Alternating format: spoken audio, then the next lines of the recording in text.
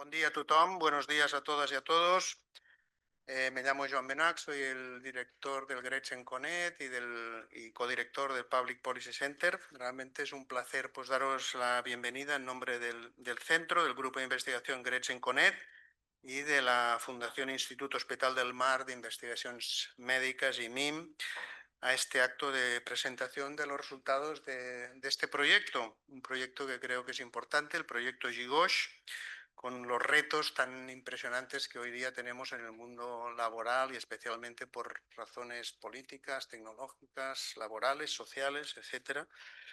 Este es un proyecto europeo que está financiado por financiadores nacionales de 7 países europeos, se ha desarrollado a lo largo de prácticamente 3 años y ha abordado pues, una de las transformaciones más profundas del mundo del trabajo contemporáneo, que es la expansión del trabajo en las plataformas digitales y todas las implicaciones o muchas de las implicaciones que tienen la salud, la seguridad y el bienestar de las personas trabajadoras. La digitalización, el control algorítmico, las nuevas formas de empleo están presentando retos, algunos conocidos y todavía creo que muchos desconocidos, que son inéditos para la salud laboral, o en gran parte inéditos, y de los cuales hay que aprender y tratar de aprender lo antes posible, aunque a veces vamos siempre un paso o dos por detrás de todos los cambios que están sucediendo. GIGOSH ha querido tratar de hacer un paso adelante en este sentido, desde una perspectiva que creemos es rigurosa, es comparada, es participativa, incorporando no solamente datos, sino también las voces, algo muy importante, de quienes sostienen lo que se llama la economía digital, repartidores, conductores, freelancers, trabajadoras de microtareas, personas que viven cotidianamente las tensiones del mundo laboral, especialmente en términos de flexibilidad, incertidumbre y precariedad laboral, entre otras cosas. Como decía, este proyecto ha sido fruto de la colaboración de 9 instituciones de 7 países europeos, las cito muy rápidamente: el Instituto Karolinska, la Universidad de Copenhague, en Dinamarca, la Universidad Libre de Bruselas, en Bélgica, el Vrije Université Brussels, que es la Universidad Libre de Bruselas, también en Bélgica, la Universidad de Warwick, en el Reino Unido, la Universidad de Łódź, en Polonia, y la Universidad de Tampere, en Finlandia. Tenemos una red realmente amplia y yo empecé en el trabajo de la precariedad laboral hace más de 30 años, o prácticamente 30 años, pues realmente estoy muy contento de cómo se va expandiendo esta red a nivel europeo, tanto en el nivel de análisis como en el conocimiento, como el de propuestas políticas. En el caso de España, la colaboración ha sido entre la Fundación Instituto Hospital del Mar, como decía, Investigaciones Médicas del IMIM, con Mireia Julià como investigadora principal, y la Universidad Pompeu Fabra a través del grupo Gretchen Conet, que tengo, como decía, también el honor de dirigir. Quisiera agradecer, pues en estas palabras iniciales, muy efusivamente la contribución de los miembros del equipo de investigación, espero no dejarme nadie, aunque nunca se sabe. Eva Padrosa, que creo que iba con retraso, está llegando, igual le podemos hacer un aplauso cuando llegue.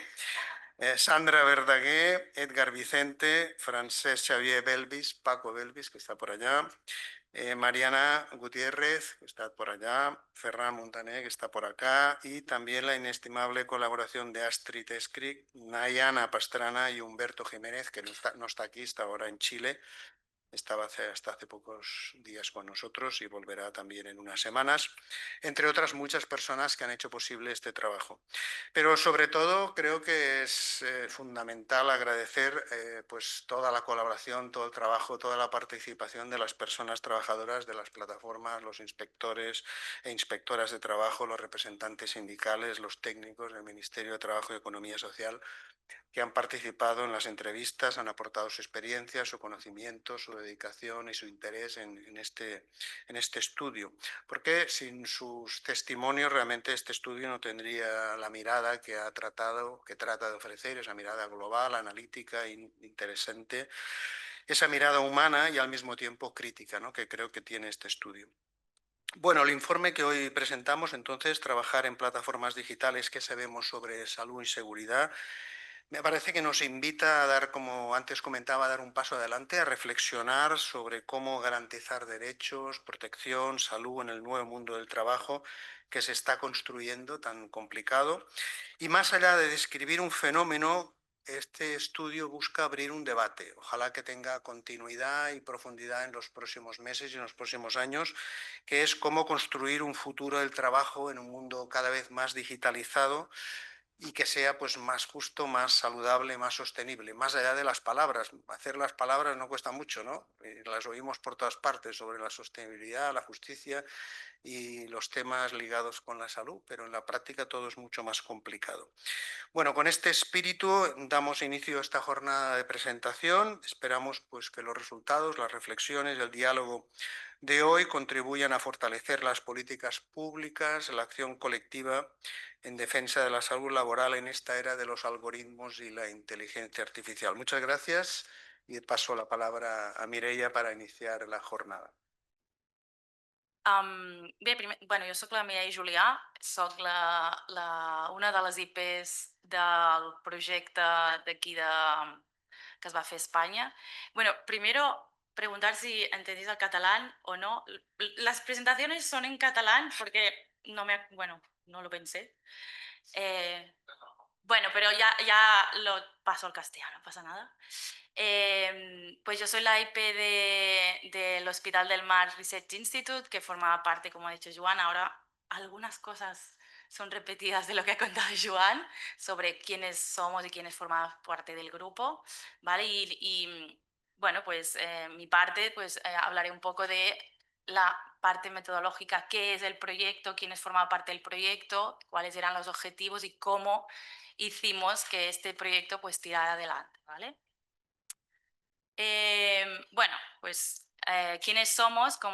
Bueno, el título oficial del proyecto pues es Nuevos retos para la salud y seguridad laboral en tiempos de transformación digital en Europa, el papel de las plataformas de trabajo digital. Este es el título oficial que consta en el proyecto, ¿vale? Como ha comentado Joan antes, este proyecto está formado era un consorcio de 9 instituciones que formaban parte de 7 países. Los países eran Polonia, Finlandia, Suecia. Suecia eran los project leaders del proyecto. Dinamarca, Reino Unido, Bélgica, que también había 2 instituciones, y aquí en Cataluña, que pues éramos 2 instituciones más. Y como ha dicho Joan, pues la Pompeu Fabra con el grupo de investigación del GRETS, y nosotros, que el Hospital del Mar Research Institute, con nuestro grupo de investigación. ¿Vale? Bueno, ¿cuáles eran los objetivos del proyecto? Estos eran los 2 grandes objetivos que teníamos planteado. Era pues investigar la salud y seguridad en el trabajo, OSH, por eso se llama aquí COSH, porque era en OSH en inglés, sus riesgos y las regulaciones del trabajo de plataforma, y además si queríamos proporcionar recomendaciones para fomentar un entorno laboral seguro y saludable para los trabajadores de plataforma en Europa y también más allá en otros países, ¿vale? Lo que os presentaremos hoy sobre todo es los resultados de Spain, ¿vale? Bueno, el proyecto explicaré cómo ha funcionado todo, pero en los resultados que presentarán Eva, que espero que llegue, y Ferran, pues serán sobre todo de aquí de España. Y el informe, que lo tenéis, no sé si lo habéis cogido, fuera hay un papelito con unos QRs que van directamente no, en este pequeñito. Si no lo tenéis fuera, después hay. Pues si le dais al QR está todo el informe y os lo podéis leer tanto en catalán como en castellano, ¿vale? Y allí tenéis más detalles. Bueno, no os asustéis, esto es un poco el marco conceptual en el que nosotros empezábamos, ¿vale? Que viene siempre, bueno, es el marco conceptual del trabajo como determinante social, y además pues incluíamos esta parte de las prácticas de las plataformas digitales en la que, bueno, teníamos en cuenta pues las remuneraciones, el algoritmo, porque esto es un gran desconocido dentro, ¿no? La monitorización de este trabajo, la competición un poco desleal con los sectores más tradicionales, y cómo pues las distintas plataformas, cómo funcionaban, ¿vale? Después de esta parte un poco más distinta relacionada con las plataformas de trabajo, pues venía el estudio de la parte de las condiciones de empleo, pues el trabajo no estándar, baja inseguridad de ingresos, una baja unionización, o sea, sindicalización, me sale en inglés, y una falta de protección social de estos trabajadores. Y después ya venían el impacto de las condiciones de trabajo como conocidos, y que todo esto puede influir a través de una privación material, de distintas percepciones y además los ejes de desigualdad que pueden tener un impacto en la salud. Este era nuestro, pues, el marco conceptual inicial. ¿Vale? ¿Cómo hicimos este trabajo? Es una metodología mixta porque era una parte cuantitativa y otra parte cualitativa, ¿no? Ahora después entraré en detalle un poco más en cada una de estas partes. Era una parte cuantitativa a través de encuestas y la cualitativa, como ha comentado Joan, pues eran entrevistas tanto a trabajadores como a actores institucionales como sindicatos, inspectores de trabajo, en teoría algunos directores de algunas de estas empresas. ¿Vale? Además, el proyecto era desde un punto de vista interdisciplinario porque de las instituciones que participaba pues había desde el punto de vista de salud pública, había sociología, había parte económica, o sea, bueno, había distintas visiones y además colaborativa porque como es un proyecto internacional, pues evidentemente todas las partes se han hecho en conjunto, pues todas reuniones internacionales, ¿no? Para estar todos de acuerdo, tirar pues la misma encuesta, la misma guión de trabajo. Bueno, la duración del proyecto empezó el 2022 y finaliza el 31 de este mes, o sea, en 2 días ya finalizamos oficialmente el proyecto, que no extraoficial porque continuamos publicando pues más tiempo. El trabajo de campo empezó en octubre del 23, pues durante todo este tiempo se empezó pues el tema ético, el tema pensar en el guión en la encuesta, en las entrevistas y después ya cuando teníamos el comité ética pasado con todo aprobado, pues ya empezamos el trabajo de campo. La parte del estudio cuantitativo, bueno, lo que queríamos era conocer la realidad del trabajo en las plataformas. ¿De acuerdo? Lo que hicimos eran distintas olas, o sea, se empezó con la basal, que empezó en octubre del 23, y aquí sí que hicimos, el cuestionario este era más largo que los otros, ¿vale? Porque queríamos saber pues, datos sociodemográficos, las características laborales, las condiciones de trabajo, salud y seguridad, preguntas sobre salud y seguridad en el trabajo y además sobre salud y bienestar, salud física, salud mental, bienestar mental de estos trabajadores, problemas de salud que tuvieran. Después, a los 6 meses, se hizo una segunda ola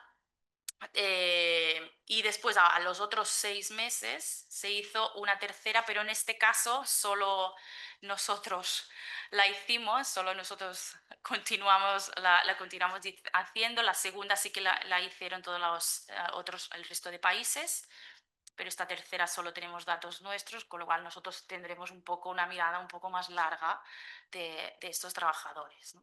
Y en estos casos la encuesta no era igual de larga, era más corta, solo queríamos ver durante este tiempo si habían cambiado estas condiciones, si habían empeorado de salud o no, habían mejorado, si habían quedado igual, si continuaban trabajando o ya no trabajaban de plataforma y habían trabajado pues, en otro trabajo de no plataforma, digamos. ¿Vale? ¿Cómo se hizo el cuestionario? Evidentemente, como es colaborativo, pues entre todos, ¿no? Diseñamos el cuestionario en inglés y después cada país lo tradujo en sus idiomas más habituales. Pues aquí lo hicimos en catalán y castellano, el inglés también, porque muchos de los riders, sobre todo riders, pues catalán y castellano a veces no hablaban, pero el inglés pues les era más fácil. Y aquí pues esto, teníamos los 3 idiomas y a otros países, pues por ejemplo en Bélgica tenían el flamenco y el francés y el inglés. Hicimos al inicio de la encuesta, hicimos una prueba piloto con trabajadores de los dos tipos, digamos, de los online que decíamos nosotros y los on-site presenciales, para ver pues si se entendía bien las preguntas, si todos estábamos alineados y después a partir de los resultados de la prueba piloto, pues mejorábamos o modificamos la encuesta y ya tiró adelante. ¿Cuál era, bueno, cómo se hizo la recolección de los datos? Primero, la muestra inicialmente, el objetivo era que cada país llegara a 500 trabajadores, por lo que tendríamos unos 3.000 en total. Aquí en España superamos esta cifra, llegamos a 575, que costó. Ahora cuando hable de las metodologías que utilizamos, pues ya hablaré un poco. Y en total en Europa también llegamos a 3.945. Estos son los datos que después de limpiar, digamos, la encuesta, nos quedaron con esta gente. Y evidentemente entró mucha más gente, pero la gente entró y no continuó, o bueno, o no teníamos datos, o no eran trabajadores de plataforma. Ellos decían, porque como digo aquí, había unos criterios para poder hacer la encuesta, ¿no? Tenías que, evidentemente, dar el consentimiento, porque si ya no dabas el consentimiento, pues ya no podías continuar con la encuesta. Tenías que residir en el país en el que te estaban preguntando, o sea, aquí en España tenías que residir aquí y en cada uno de los otros países tenían que residir en aquellos. Y ser actualmente, en el momento que te hicieran la encuesta, ser un trabajador de plataforma, ¿vale? ¿Cómo hicimos el muestreo? Era intencional, evidentemente aquí esto del muestreo al azar, aleatorio, pues era bastante complicado. Lo que intentamos es... Hola, ¡bravo!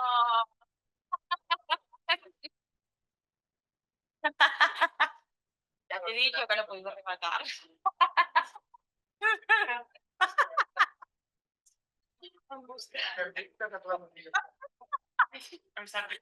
Bueno, no pasa nada. Ahora continuarás. Relájate ahora.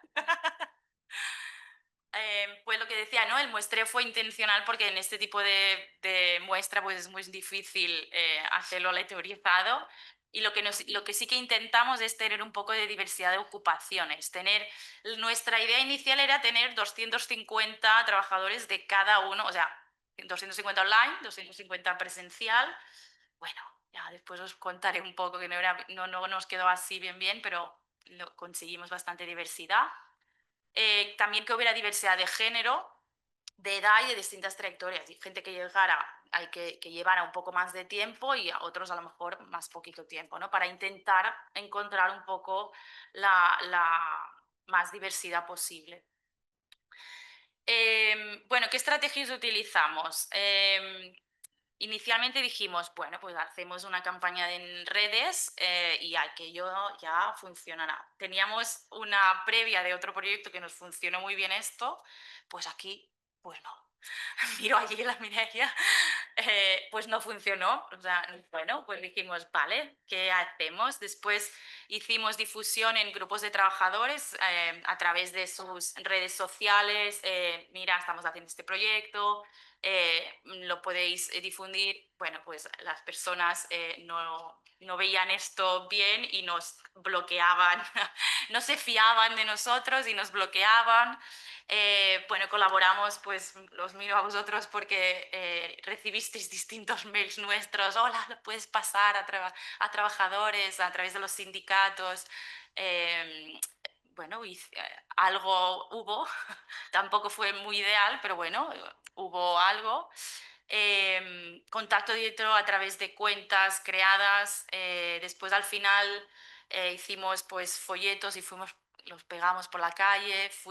Nuestras compañeras fueron por las calles a encontrar riders a ver si querían contestar.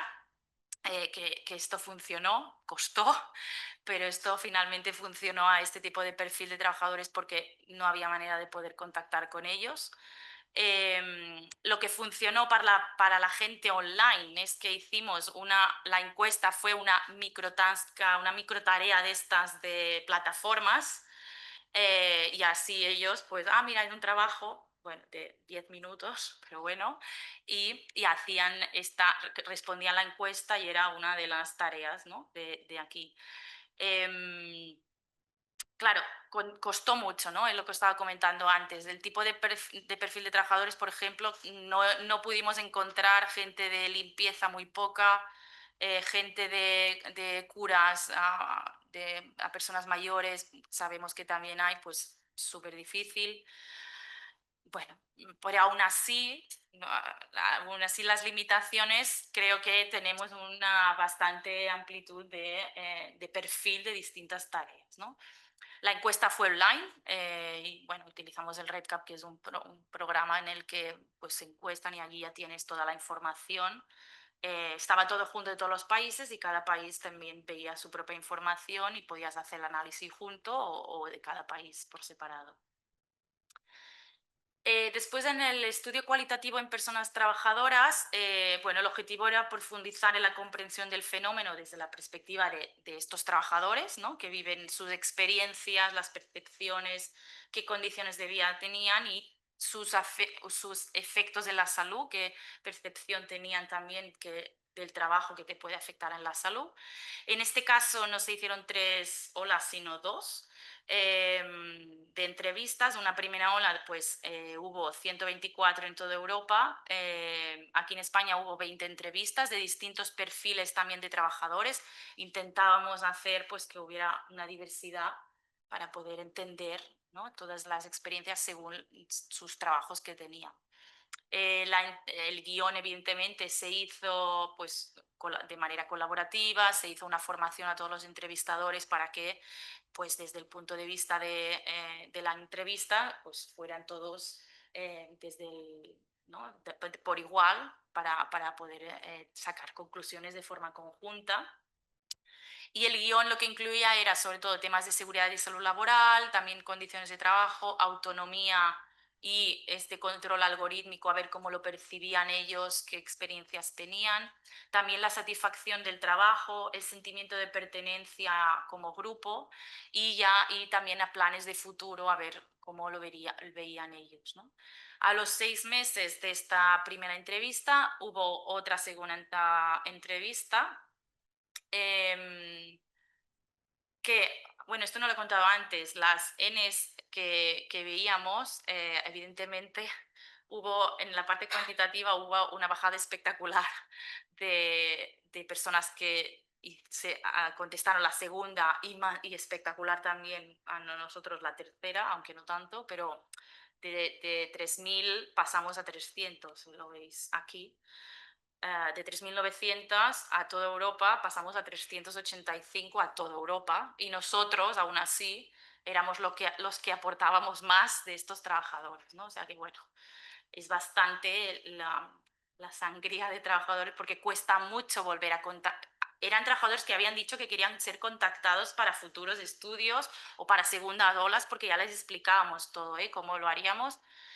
Y aún así, pues costó. Miro a Sandra porque era la que tenía que luchar para intentar contactar con estos trabajadores y costó.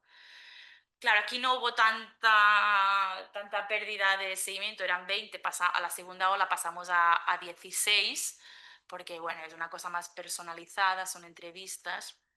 Y en esta segunda ola también lo que nos interesaba más era estos cambios en las trayectorias, las percepciones, ¿vale? Y lo hicimos a través de entrevistas semiestructuradas. Y la última parte, ya termino. La última parte era el estudio también cualitativo, pero a actores institucionales. Esto lo hicimos, bueno, el objetivo era pues comprender los mecanismos de gobernanza, los criterios de actuación y los debates normativos que configuran las condiciones laborales y de seguridad y salud en el trabajo en este tipo de economía o trabajo de plataformas, ¿no? Se hizo también a través de entrevistas semiestructuradas. En este caso, en España tuvimos 4 entrevistas y en el total de países unos 35, 40, ¿no? Creo. ¿A quiénes se hicieron estas entrevistas? A nivel europeo, pues eran representantes sindicales, que aquí en España teníamos a 2 representantes sindicales, inspectores de trabajo aquí en uno y a responsables técnicos de políticas públicas también conseguimos uno aquí en España. Y directivos de plataforma en algunos países lo consiguieron, nosotros, igual Ferran después lo puede hablar, nosotros no pudimos conseguirlo por más que lo intentamos, fue muy difícil intentar contactar, pero no hubo manera. Evidentemente el guión se hizo de la misma forma, a través todos de forma conjunta, para tener todos con lo mismo y después poder comparar.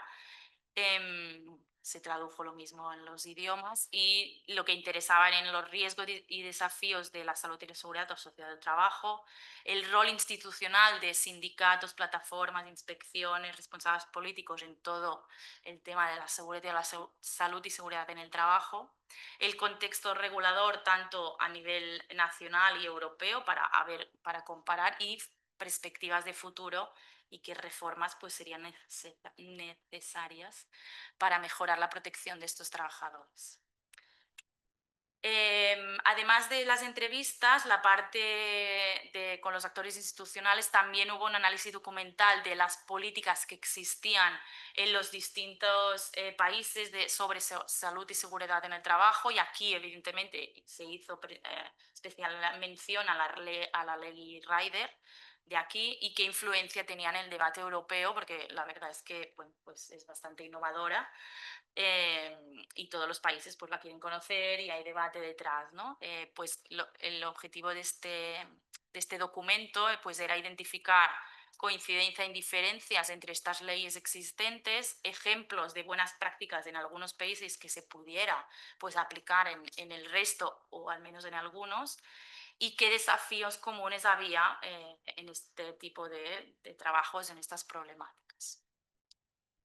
Y yo, pues hasta aquí, y ahora a mis compañeros, le paso el turno a Eva, así de golpe, que hablará sobre los resultados de la parte cuantitativa y de cuál y de los trabajadores, así de forma conjunta. Bueno, pues hola a todo el mundo. Primero, me gustaría disculparme por haber llegado de este modo así como una pisonadora, llegar, sentarme aquí en medio. No sé si me han presentado, pero yo soy Eva, soy miembro del grupo del Hospital del Mar Research Institute y en este caso tuve el rol dentro de todo el proyecto de coordinar el paquete de trabajo 2, que era la parte cualitativa de entrevistas a trabajadores y trabajadoras. Entonces, esta es la parte que domino más, pero por coherencia un poco de discurso voy a presentar también la parte cuantitativa porque al fin y al cabo son las voces de las mismas personas. Así que, bueno, no me voy a centrar nada en metodología y demás porque esto lo acaba de hacer Mireia, pero si hay alguna duda en relación a cualquier cosa de este tipo, luego resolvemos. Nada, objetivos también entiendo que los he explicado Mireia. Al fin y al cabo lo que queríamos con este proyecto un poco era entender ante un fenómeno emergente y, bueno, ya no tan emergente, hace bastantes años ya que funciona, pero que está creciendo rápidamente, o al menos que hay una percepción de que está creciendo muy rápidamente, entender cómo se vive y se experimenta la salud dentro de este nuevo contexto. También porque una de las características principales de este nuevo ecosistema laboral es el hecho de que intervienen muchísimos actores. Entonces, las líneas que antes estaban muy bien establecidas entre quién emplea, quién es cliente, quién es proveedor, quién ofrece servicio, quién lo recibe, se desdibujan un poco.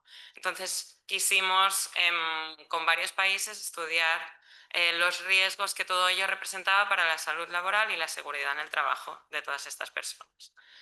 Y todo ello no se puede explicar sin explicar primero quiénes son, porque estamos bastante acostumbradas a ver personas en la calle llevando la mochila y a esta gente las vemos, pero hay muchísima gente que está en remoto, hay muchísima gente que trabaja en el domicilio de a quien le está proveyendo el servicio. Entonces, entender un poco mejor quiénes son estas personas, cómo trabajan y a partir de aquí entender cómo es su salud y cómo todo ello se relaciona. En términos de quiénes son, lo que vimos en la encuesta es que hay un perfil muy diverso, el rango de edad es altísimo, pero en términos generales la media es de 34 años, aunque sí que vimos en las subsiguientes que esta edad aumentaba.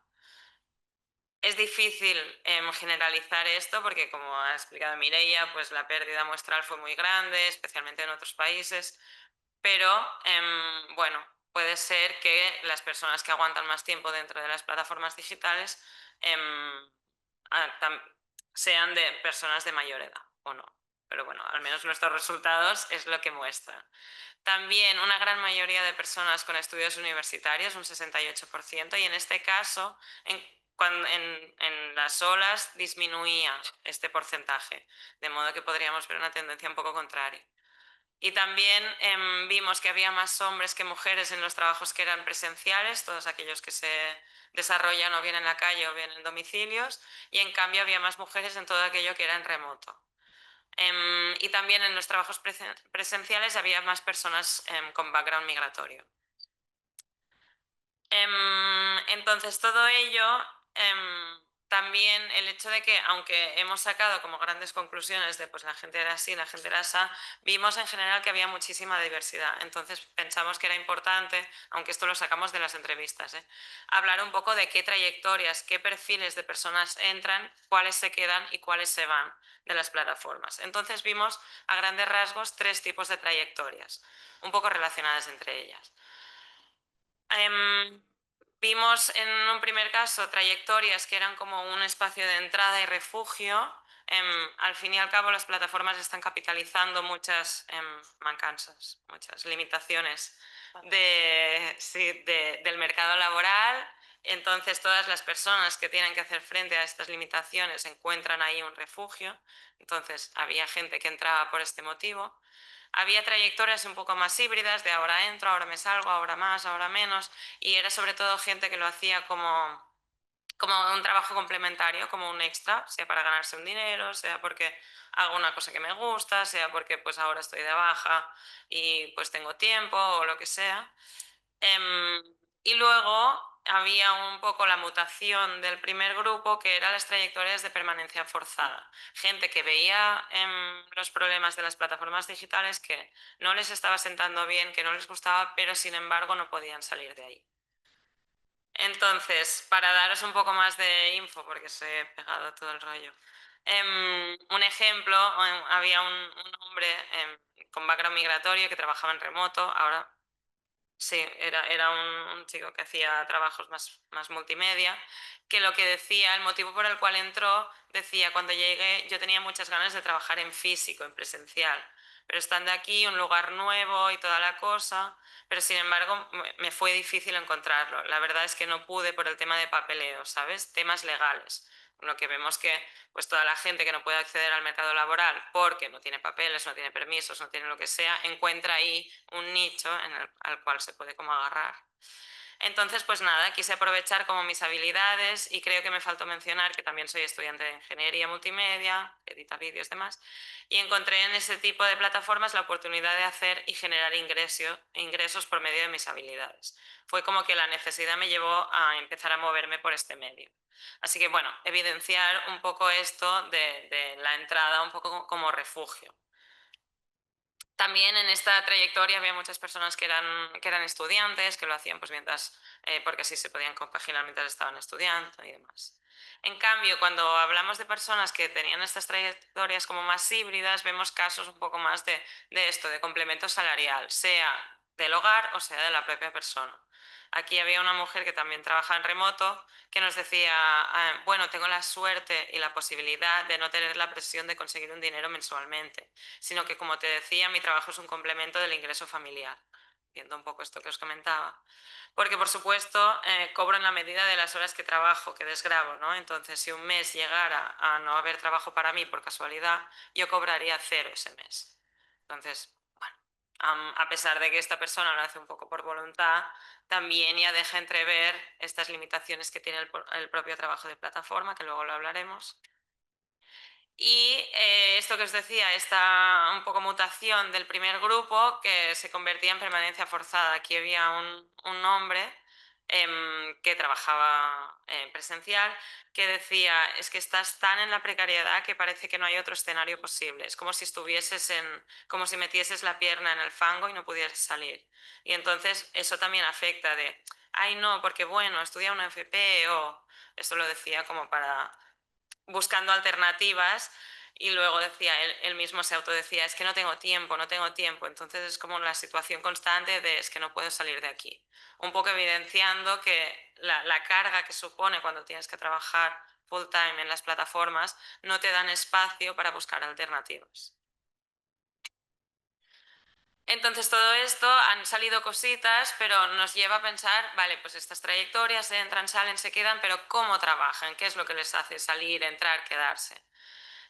Pues vimos que, vuelvo a números, de media trabajaban 60 horas al mes, por lo que era una cosa bastante residual, y tenían ingresos bajos en relación ganaban de la plataforma ingresos bajos en relación al total de la renta que obtenían. En los presenciales era un poco mayor, pero llegaba a ser de media un 30% de todos sus ingresos, y en remoto era un 10%. De modo que de nuevo evidencia que es una cosa un poco más complementaria en la mayoría de los casos. Sin embargo, había una vinculación que se mantenía en el tiempo, más del 60% habían estado más de un año trabajando en plataformas, especialmente las personas que eran en remoto, y vimos que había una alta diversificación, esto que decía, que la mayoría tenían otros trabajos. Entonces, todo nos lleva a pensar que en términos generales el trabajo de plataformas, al menos en nuestro contexto, es una actividad complementaria más que una actividad principal. Esto ahora lo comento. También a nivel de condiciones vimos que más de la mitad, el 60%, trabajaban sin contrato, y esto era mucho más acentuado en los trabajos en remoto. Puede que se relacione con el hecho de que tienen otros empleos y lo hacen de modo extra, pero sin embargo es un dato que es relevante en sí. Y también un porcentaje similar asumía el coste de sus equipos de protección o de seguridad en el trabajo. Es muy evidente pensar en los riders cuando llevan sus bicicletas, llevan sus mochilas, y si lo asumen o no lo asumen, pero cuando nos vamos en remoto estamos hablando de pues, una buena silla, una buena mesa, una buena luz, un espacio ergonómico. Si tú lo estás haciendo como trabajo extra, pues difícilmente, y esto nos lo decían en las entrevistas, pues no le vas a dedicar un dinero a tener este espacio, o igual no lo tienes en tu casa. Entonces, bueno, y las plataformas no proveían de estos materiales, entonces lo asumían en la gran mayoría ellos y ellas. Luego también vimos que manifestaron problemáticas de acoso sexual y discriminación, especialmente en el caso de, bueno, especialmente no, prácticamente solo en el caso de trabajos presenciales. Esto raramente lo manifestaban personas en remoto, aunque algunas sí que se habían encontrado con mensajes y demás. Pero bueno, estamos hablando de casi un cuarto de la gente, que es un porcentaje considerable. En cambio, en trabajos en remoto manifestaban mucho más un problema de trabajar solo, de aislamiento social, y de hecho lo manifestaban casi todas las personas, un 87% de las personas que trabajaban en remoto.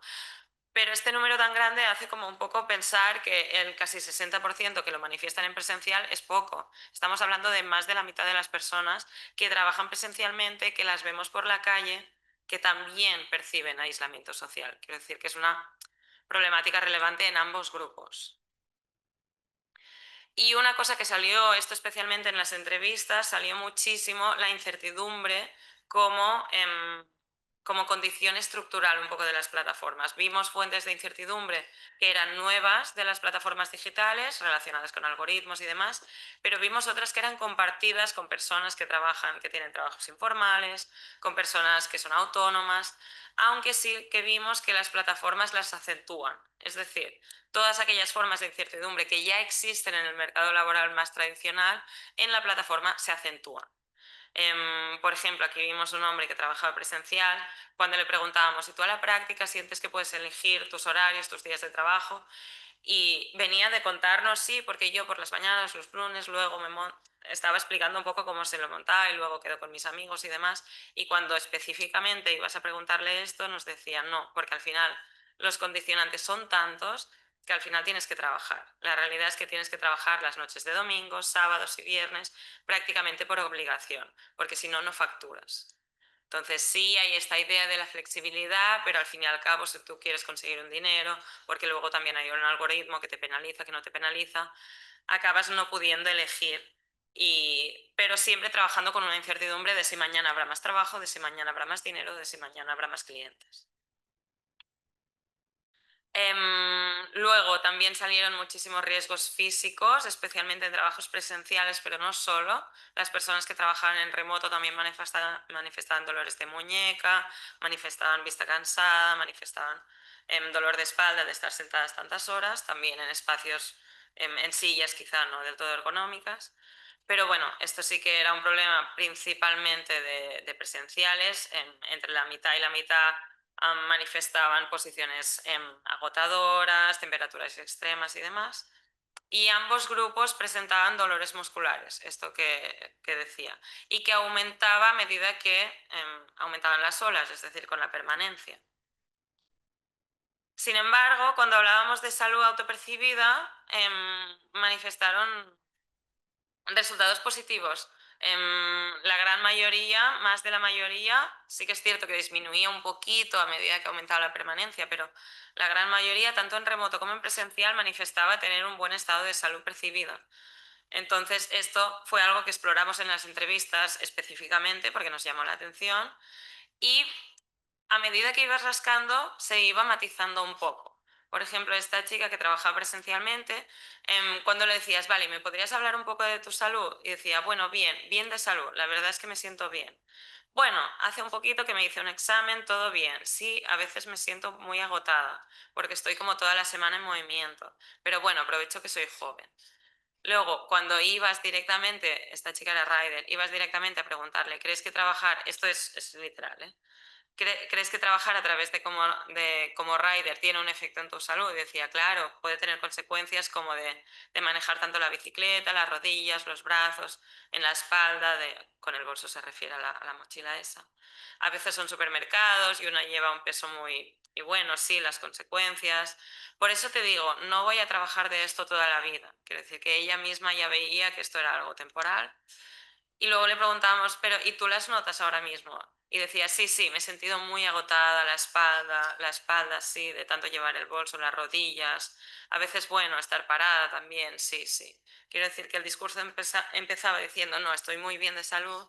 Y cuando ibas rascando, veías que igual había cositas. Entonces, bueno, también puede ser que haya un efecto de selección, que las personas que pueden trabajar de esto son precisamente aquellas que tienen una buena salud, porque si no, ya directamente no puedes entrar. Pero bueno. Y luego, cuando ya nos movimos en términos de bienestar psicológico, la cosa ya se complicaba.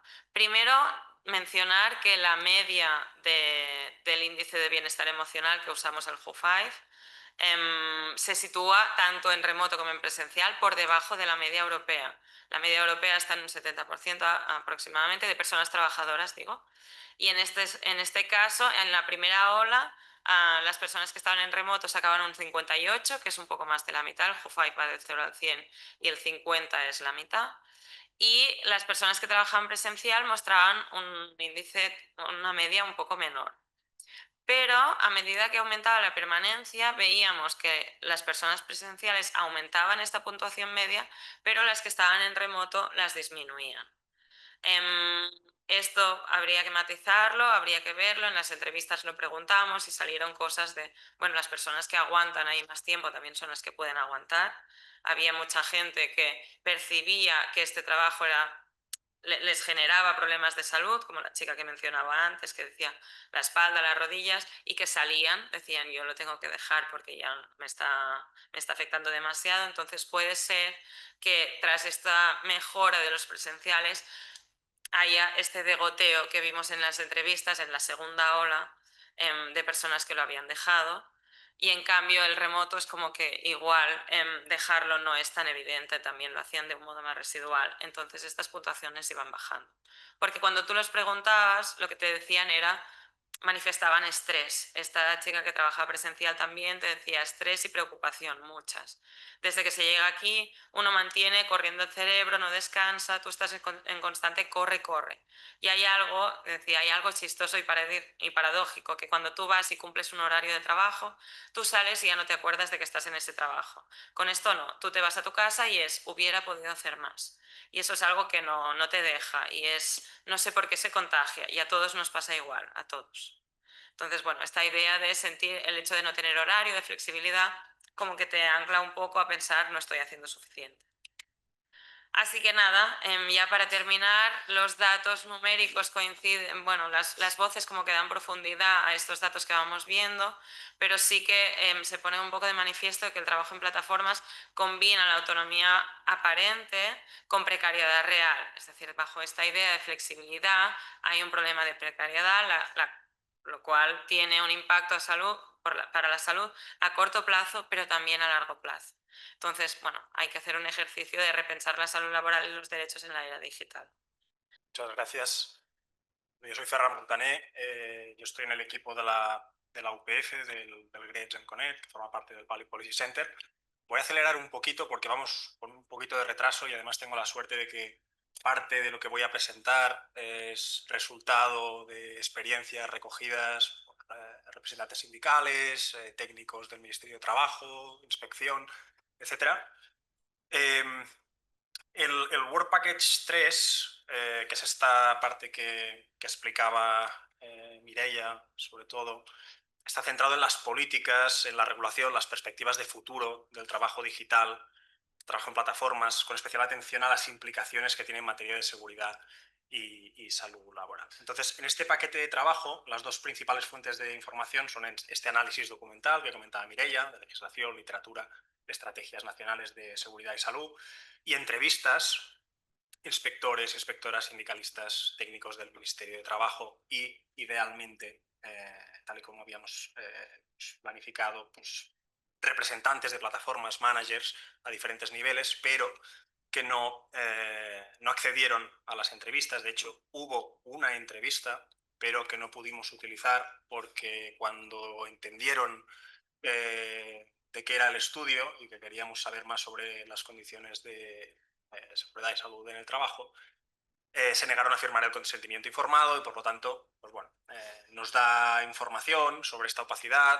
A nosotros, pues bueno, no lo podemos utilizar directamente, pero de ahí se desprenden cosas relevantes. Diría que este paquete sobre todo analiza la respuesta institucional, porque tenemos las voces de los riders a nivel cuantitativo, cualitativo, pero queríamos también saber cómo estaban viviendo este fenómeno pues, las personas que toman decisiones en términos de pues, formulación normativa, representando a los trabajadores, de inspección, y pues, si hubiéramos tenido la visión de las empresas, pues habríamos casi cerrado el círculo, ¿no? Yo aquí les diría como uno de los principales hallazgos, insisto en ello, es que el trabajo en plataformas está redefiniendo las bases sobre las que se construyó la salud laboral moderna. Y las categorías tradicionales, ¿no?, que emplean desde la inspección, los representantes sindicales, el empleador, el lugar de trabajo, la jornada, se desdibujan y pierden eficacia cuando las relaciones están mediadas por aplicaciones, algoritmos, relaciones contractuales atípicas, ¿no? Señalaba una inspectora: las herramientas clásicas de prevención no sirven para un trabajo que no tiene lugar, ni horario, ni empleador claro. Una de las dificultades, justamente, en este sentido, es que la innovación tecnológica, la organización del trabajo mediante esta innovación tecnológica, avanza más rápido que la capacidad institucional de regulación. Y el resultado pues, es un vacío de protección, donde muchas personas quedan fuera de los mecanismos preventivos tradicionales y la cobertura en seguridad y salud laboral. Por supuesto, los resultados evidencian que hay una coexistencia de riesgos tradicionales, eso que mencionaba, esa agudización de algunos riesgos que son bien conocidos y que están bien estudiados: accidentes, exposición al calor, tráfico, carga física, violencia, acoso. Pero hay nuevos riesgos o menos visibles que son derivados o agudizados por esta digitalización, el control algorítmico, la plataformización, esta autoexplotación, la disponibilidad permanente, el aislamiento.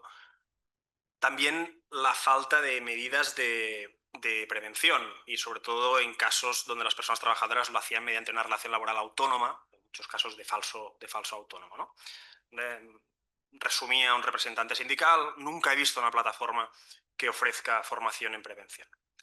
Y muchas veces se debe a la propia clasificación de estas personas trabajadoras como autónomas o falsas autónomas en muchos casos, y a la percepción por parte del empleador de que de falta de responsabilidad en cuanto a prevención de riesgos. Entonces, la ausencia de responsabilidad empresarial se traduce en una gestión del riesgo trasladada a la persona trabajadora, que asume sus propios equipos en muchas ocasiones, su protección, su autocuidado. Los riders lo sabéis muy bien, pero también las limpiadoras, las cuidadoras, traductoras y personas que hacen todo tipo de microtareas en remoto. Y esto configura un modelo de individualización del riesgo, donde la fatiga, la ansiedad, la incertidumbre son vividas como problemas personales más que como problemas estructurales y que deberían abordarse mediante medidas estructurales. También contribuyen a crear lo que conocemos como economía del cansancio digital, para describir básicamente pues, esta hiperconectividad, la vigilancia constante mediante algoritmos y esta competencia entre trabajadores que en su conjunto erosionan la salud física y mental de estas personas. Y sería, ya no hago, ¿no?, un trabajo, un número determinado de horas en un centro de trabajo, como tradicionalmente pues, hemos podido estudiar durante tantos años, ¿no?, con unos estándares de productividad que tienden a homogeneizarse en un centro de trabajo tradicional, con unos compañeros que se pueden solidarizar, que pueden ayudar, sino que compito con compañeros que en muchas ocasiones pues, no tienen rostro, que no conozco, que no me pueden ayudar, de la misma forma que lo podría hacer un centro de trabajo tradicional, como decía. Esto, el resultado de todo esto, son jornadas más largas, descanso insuficiente y afectaciones crecientes en salud física y mental. En términos de gobernanza y políticas, podríamos decir, y voy a ir un poco rápido y de hecho estoy convencido que después vais a entrar en la mesa redonda más en detalle, el estudio ha identificado esfuerzos de adaptación importantes a diferentes niveles, pero por mencionar una emblemática, la Ley Rider, o la Directiva Europea sobre Trabajo en Plataformas, muy influenciada justamente por esta Ley Rider y la presidencia española del Consejo de la Unión Europea, que sobre todo introducen pues, una de las grandes innovaciones, ¿no?, la presunción de laboralidad, que ha sido tan importante, sobre todo, otra vez, para los riders, pero también medidas de transparencia algorítmica, aunque con muchos retos, porque aplicar esta transparencia algorítmica pues no es nada fácil, entre otras cosas, porque muchas veces nos escudan las plataformas en el secreto empresarial, porque al final forma parte de su modelo y de la capacidad de competir con otras plataformas, ¿no? Entonces, su implementación práctica es desigual, persisten vacíos en diferentes ámbitos, y hablo sobre todo de la Ley Rider, la transparencia algorítmica. Los trabajadores siguen sin conocer cómo se toman las decisiones automáticas sobre asignación de tareas, tarifas o reputación digital, o cuando se les traslada esta información, pues es muy difícil de interpretar y entender. La cobertura en salud y seguridad laboral, la prevención sigue pensada para entornos físicos y relaciones asalariadas sobre todo, y la participación colectiva, evidentemente los sindicatos y las inspecciones pues tienen muchos problemas para organizar y supervisar estos entornos deslocalizados, incluso para conseguir que estos trabajadores acudan al sindicato o interpongan una denuncia, ¿no? Comentaba un técnico del Ministerio de Trabajo: estamos intentando regular algo que cambia mientras lo escribimos, y eso nos pasaba. No teníamos el informe de la revisión de literatura, de documentación, habían salido 3 estrategias, la directiva había dado 3 vueltas, ¿no? Todo el rato noticias sobre casos mediáticos contra algunas empresas que habían podido nutrirlo. Por lo tanto, este tipo de estudios se desactualizan muy rápido y hay que estar muy pendiente de cualquier cambio normativo o social, ¿no? En conjunto, el diagnóstico lo que muestra es una necesidad de gobernanza colaborativa, en el que las administraciones, las plataformas y los actores sociales compartan la responsabilidad de garantizar condiciones laborales seguras y dignas en el entorno digital. Eso es muy fácil de decir, pero tiene sus complicaciones.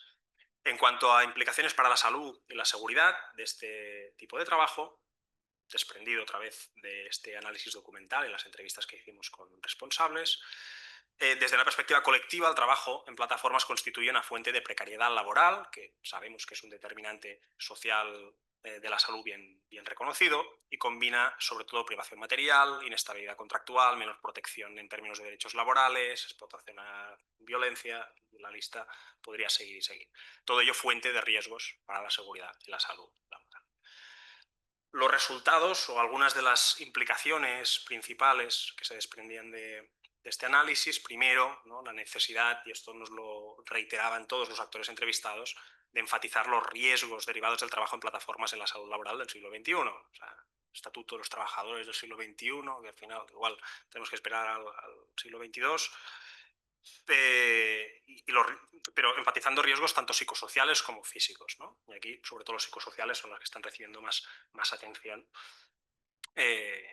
por la novedad o por la emergencia de nuevos riesgos psicosociales. El segundo, las políticas preventivas deben orientarse a la transparencia y control algorítmico efectivo, garantizando el derecho a la información y a la desconexión, y eso, entre otras cosas, significa recursos para los sindicatos, porque analizar todos estos algoritmos, todos estos datos, pues requiere mucho tiempo, los sindicatos tienen los recursos que tienen, lo mismo aplicaría a la inspección de trabajo, ¿no? Tercero, la presunción de laboralidad que hoy protege a los riders debería ampliarse a otros sectores del trabajo en plataformas. Está muy bien que los riders pues, estén más protegidos, no significa que estén ahora ya protegidos por esa presunción de laboralidad que muchas empresas todavía siguen desafiando, sino que eso pueda aplicarse pues, a las limpiadoras, a personas que hacen microtareas como fuente principal de ingresos, como una fuente importante de ingresos, etcétera, ¿no? Cuarto, las instituciones deberían fortalecer la capacidad de inspección y regulación, y eso, como tantas otras cosas, significa recursos, y promover espacios de participación colectiva también en el trabajo digital. Porque no es solo una fuente de ingresos el trabajo digital, es un elemento estructurante de la salud y la vida social, y cuando las condiciones son precarias no podemos esperar otra cosa sino que la salud se vea perjudicada por ello, ¿no? Algunas reflexiones finales. Conviene repensar o conviene prestar mucha atención al futuro del trabajo digital, no porque todo el trabajo vaya a canalizarse mediante plataformas, sino porque tiene un peso significativo, evidentemente, sino porque muchas de estas estrategias podrían aplicarse a otros sectores y por lo tanto tenemos que entenderlo para poder prevenir estos riesgos, ¿no? Y el estudio lo que dice es que hemos tratado de enfatizar es que el reto no es solo técnico o normativo, sino que es ético y político, porque el algoritmo se ha convertido en un nuevo intermediario del poder laboral y el gran desafío es asegurar que la tecnología sirva al bienestar humano y no a la inversa. No podemos ignorar que toda innovación tecnológica está ligada a un contexto sociopolítico y en contextos capitalistas. La plataformización de algunos sectores responde a un interés privado para aumentar la productividad, no para fomentar o proteger el beneficio, la salud, la seguridad colectiva, sino para el beneficio de algunas empresas que utilizan estas tecnologías para aprovechar puntos ciegos de nuestras legislaciones en materia laboral y de protección social, ¿no? Innovo, encuentro una grieta que todavía no estaba regulada porque no estaba ni pensada, y entonces durante un cierto tiempo tengo vía libre en muchos aspectos porque la ley no me es aplicable o tendremos que dirimirlo en un tribunal y hasta que eso pase, pues acumulamos beneficios, ¿no? Entre las conclusiones principales también destaca la necesidad de repensar la salud laboral. Los sistemas de prevención deben adaptarse a realidades donde el trabajo es móvil, fragmentado y mediado por inteligencia artificial, garantizar derechos universales, o sea, toda persona que trabaje, independientemente del estatus contractual o del medio digital, debe tener derecho a la seguridad, la protección social y la salud. Fomentar la regulación del algoritmo, asegurar la transparencia, auditabilidad y responsabilidad social, promover la organización colectiva en el ámbito digital, fortaleciendo las redes sindicales y las asociaciones de personas trabajadoras de plataforma, y finalmente construir un futuro del trabajo que combina la innovación con la justicia social, o sea, donde la eficiencia tecnológica no se imponga a la salud, la equidad, la dignidad humana, en otras palabras, que la tecnología sirva a un interés general, lo más general posible, evidentemente, y no a intereses privados de minorías empresariales, ¿no? Decía el propio informe, no debemos adaptar a las personas al algoritmo, sino a la tecnología a la vida humana, y en el propio informe decimos que estudiar la salud laboral en el nuevo contexto digital no es solo un ejercicio científico, sino una necesidad social y política. La cuestión es que este Work Package 3, el conjunto de este proyecto, nos muestra que el trabajo en plataformas no solo transforma el empleo, reconfigura las relaciones sociales, las normas de protección y la propia idea de salud laboral. Y el reto que tenemos es, bueno, tanto como investigadores, pero también como representantes sindicales, inspectores, técnicos, sociedad civil en general, es imaginar un modelo de trabajo digital seguro, justo, sostenible, donde los derechos laborales y la salud no sean sacrificados en nombre de la innovación. Y yo, por mi parte, lo dejaría aquí.